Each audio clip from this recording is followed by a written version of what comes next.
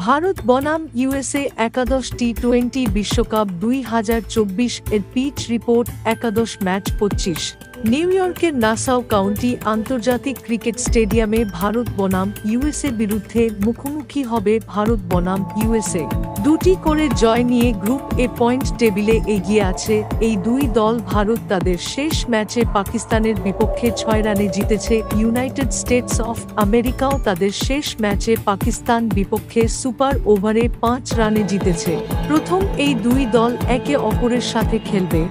New ইয়র্কের Nassau county আন্তর্জাতিক cricket স্টেডিয়ামে খেলা হবে। খেলাটি ভারতীয় সময় রাত 8টা অনুষ্ঠিত হবে।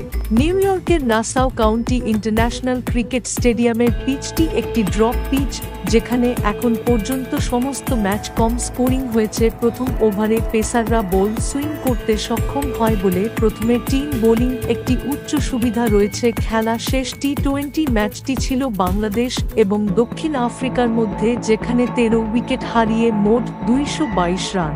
ইউএসএ প্লেইং 11 মোনাঙ্ক প্যাটেল, উইকেটরক্ষক Steven Taylor, Andries Gous, Aaron Jones, Corey Anderson, Harmeet Singh, Nitish Kumar, Ali Khan, Jasdeep Singh, Saurabh Netravalkar, Nosthush কেঞ্জিগে।